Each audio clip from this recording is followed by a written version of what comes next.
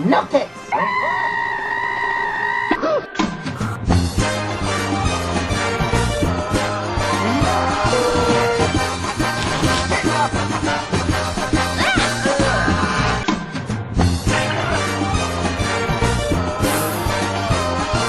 Sorry.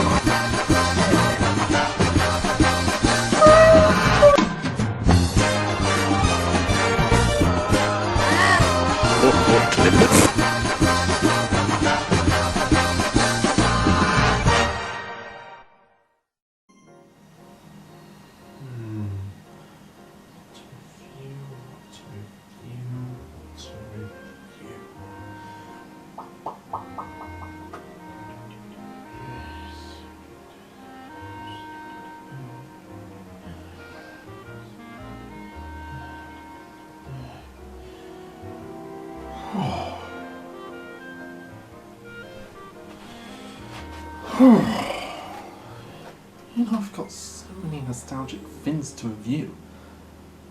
But I don't know. Maybe I should consider reviewing something I've never actually seen before.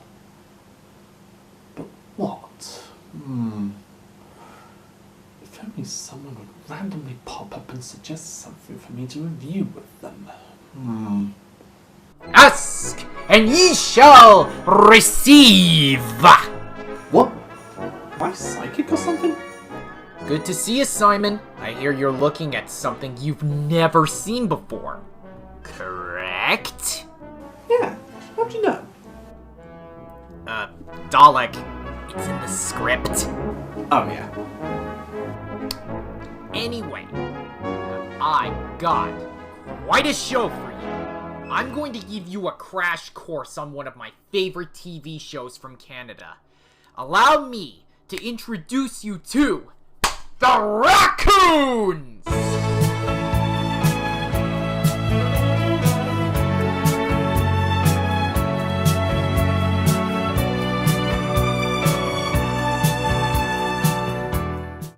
Before we plunge into the review, I have to let you know, Simon, that I grew up with the Raccoons in the 90s. Even though it was an 80s cartoon, they had syndicated reruns on CBC. Plus, I did a crossover with Thomas and Friends, a la Alsop Productions, which you can check out. So what is the story of the Raccoons, I hear a lot of you asking? Well, the series takes place in Western Canada, i.e. British Columbia/Alberta area, or in Northern Ontario, where the titular Raccoons are trying to stop the evil, multi-million-dollar mogul, Cyril Sneer, from devastating the evergreen forest, the primary setting of the show. So it's one of those shows with a subtle environmental message? In a way, yes. Before the show became a reality, Kevin Gillis, who happens to be one of my main inspirations for storytelling, on par with the late great Stuart McLean, creator of The Vinyl Cafe. Kevin Gillis and his team decided to do some specials to develop the Raccoons. The names of the specials are as follows. 1. The Christmas Raccoons. 2. The Raccoons on Ice. 3. The Raccoons and the Lost Star. And finally, Let's Dance, the Raccoons. Although Gillis did the 4 specials, I see the 3 out of the 4 as movies, whereas Let's Dance the Raccoons was more a music video montage. After the success of the specials, Gillis and his team went right to work on making the series that I know and love. Wow, usually TV shows would start with a series or 2 and then make a special. Then again, the Porridge Revival series did start with a special, as did Still Open All Hours. When it comes to the characters of the show, the Raccoons have a pretty fantastic lineup of characters, such as Bert Raccoon, who happens to be one of my all-time favorite characters on par with Minerva Mink from Animaniacs, as well as Pinky and the Brain from their spin-off show, and Animaniacs, respectfully. So what's Bert like, personality-wise? Bert is an energetic raccoon with a lot of imagination. Bert always likes to seek out adventure and to live life to the fullest. Although he is impulsive and prone to foolish decisions, he has a kind heart, plus he has an obsession with peanut butter. Reminds me of a certain blue hedgehog I grew up with. Runs really fast, loves chili dogs. Are you talking about Sonic the Hedgehog? Yeah, that's it. Burt Raccoon reminds me of him. Well, that is a pretty good comparison. On the other end of the spectrum is Cyril Sneer, the main antagonist turned anti-hero. This guy would make Donald Trump blush. Oh yeah, he went there. I always love insulting politicians. The bastards are not to be trusted. No, scratch that. The eco-villains from Captain Planet blush.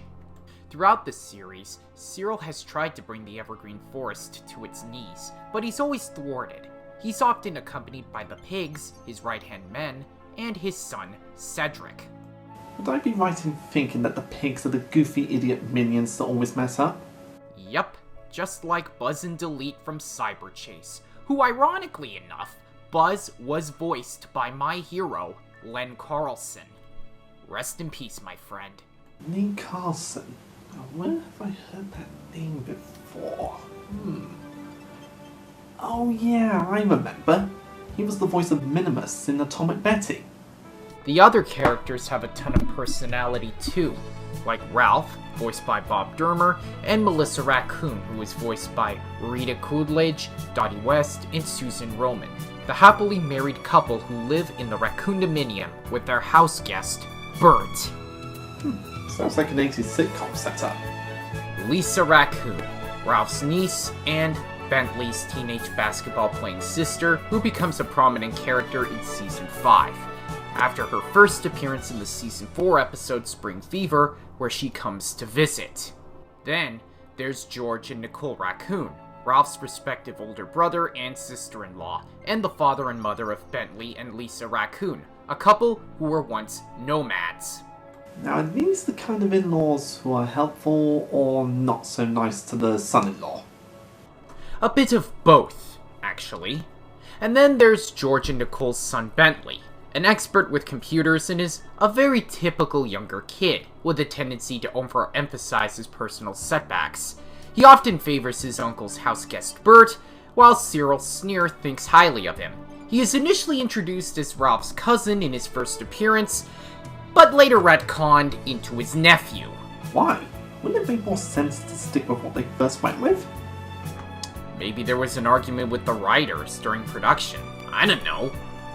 Cedric Sneer, Cyril Sneer's nerdy son and Burt Raccoon's best friend, and heir to the Sneer fortune. Since the special The Raccoons on Ice, Cedric has gained a crush on Sophia and usually acts nervously around her. Classic old-fashioned love interest trope. Sophia Tutu, Cedric's ditzy girlfriend who is a superb swan glider and diver, as shown on The Raccoons on Ice. She was phased out of the show in later years, and Schaefer, to name a few. Schaefer? What the hell kind of name is Schaefer? No, you pepper-potted prick! Oh. Well, I thought it was funny. Oh dear. Sorry about that, TrainmasterA9. Please continue. Schaefer, a large sheepdog who is friends with the Raccoons. Initially portrayed as slow and dim-witted in the original specials, he quickly became one of the smartest characters on the series, and eventually opened the Blue Spruce Cafe as a bartender and assists with the Evergreen Standards technical needs. Because every cartoon show needs a lovable animal in a world filled with animals. Just go with it, folks.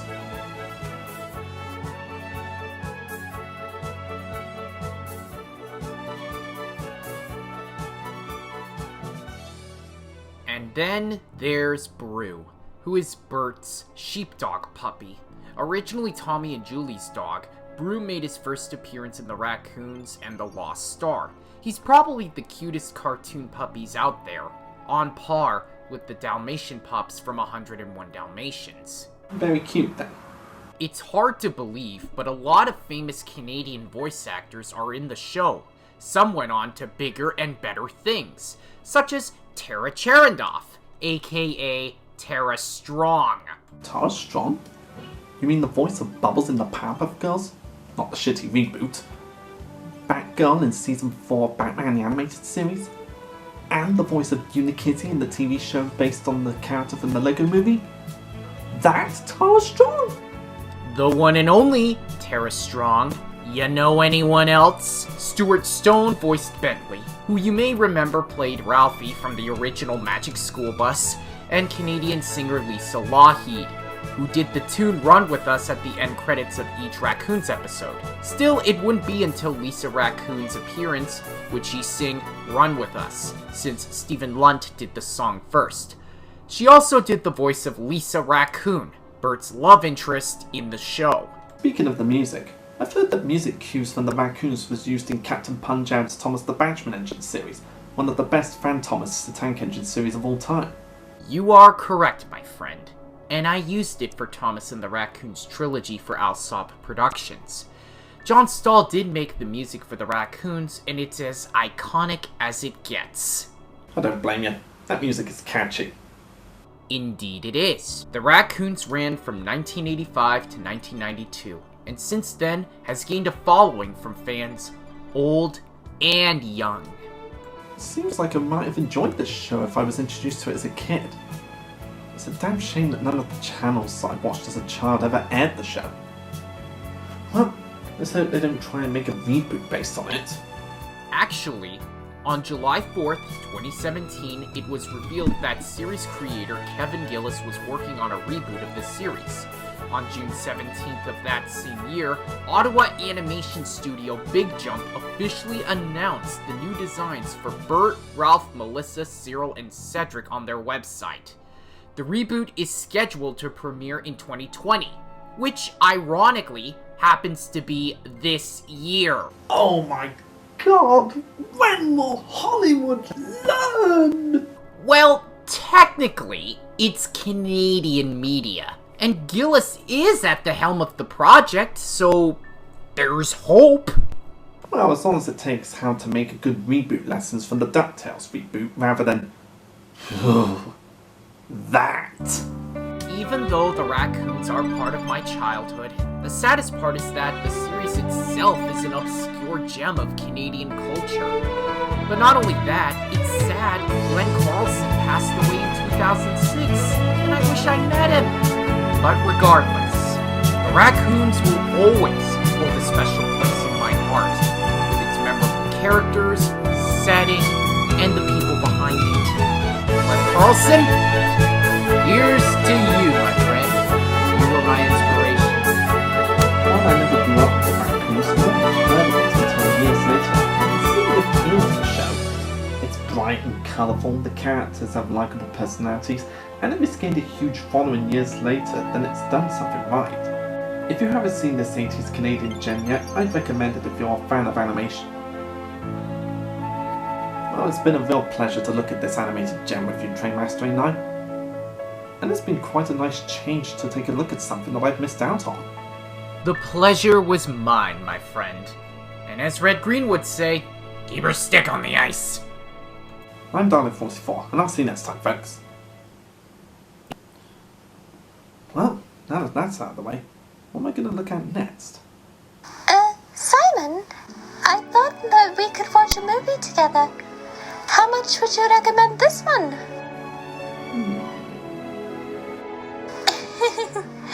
If I know Simon the way I think I do, he really loves this movie.